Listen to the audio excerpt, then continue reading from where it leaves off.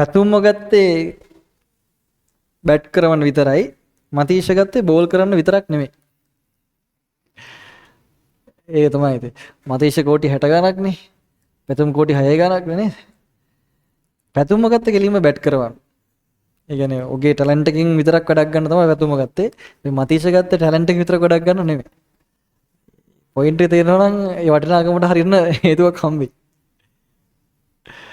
මොකක්ද හේතුව? දෙන්නම දක්ෂයෝ ඈ දක්ෂකමක් නැත්තම් කොහොමද යන්න බෑනේ. මේ මතීෂට තියෙනවා පැතුම්ට තාම තියෙනවා.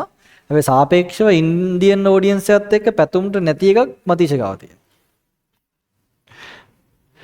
ඒකේ වටිනාකම කොහොමද ලෙවල් එක?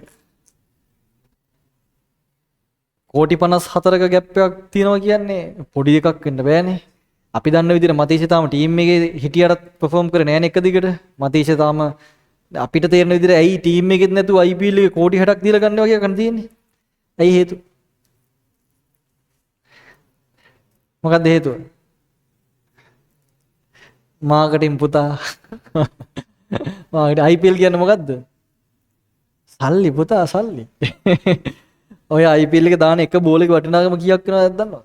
ඔය එක දාන බෝල් එකට දැන් හිතන්නකෝ 11 වෙනි ඕවරේ පළවෙනි බෝලෙට කට්ටිය ලන්සු තියෙනවා. මෙච්චරයි. මේ බෝලේ මෙහෙම එකක් වෙයි. වගේ හෙන්නම ලන්සු තියෙන. ඒතකොට ජනප්‍රියනේ මතීෂ කියන්නේ ඉන්දියාව වෙනම බේස් එකක් ඉන්නවා. ධෝනිත් එක්ක හැදුවා වෙනම තැන. ධෝනිගේ පුතා වගේනේ නිකන් හැදුවේ මාර්තනකට ගෙනාවනේ. ඒකත් එක්ක පොරට තියෙනවා වෙනම බේස් එකක් ෆෑන් බේස් එකක් ඉන්දියාවේ මතීෂට. ඩයි හાર્ඩ් ෆෑන්ස්ලා සෙට් එකක් ඉන්න. ඒක යූස් කරනවා. ටීම් එකටම එලියක් වගේ මතීෂ ඉන්නවා කියන්නේ. ඌ සෙල්ලම් කරන්න ඕනේ නැහැ. ඌ විකට් ගන්න ඕනේ නැහැ. ඌගේ වෙන්න ඕන වෙන දෙයක් තියෙන එක වෙනවා. ඒක IPL කියන ක්‍රිකට්ම නෙමෙයි. සල්ලි.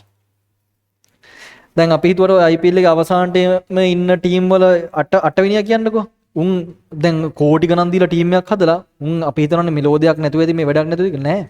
උන් ඊට දේවල් හොයලා ඉවරයි. ඔක්කොම ලන්ස් වල යනවා. මැච් පෙරදුනත් ඉතින් අවුලක් නැහැ. ඉතින් පෙරදෙනවා කියලා ඔට්ටුවක් දානවා ඉවරයි. එහෙම තමයි ඔය යන්නේ.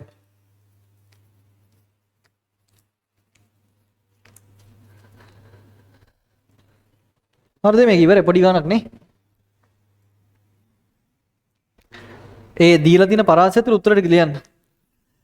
මේක හදන්න ඇත්තටම කාලයක් දෙන්න ඕනේ නැහැ. මේක කොස් වල 6යි තීට සමානයි භාගය කියලා ගත්තා නම් උත්තරේ අතේ. දැන් අතේ. දැන් ওই හිතේ තියෙන එක අතෙන් ලිය.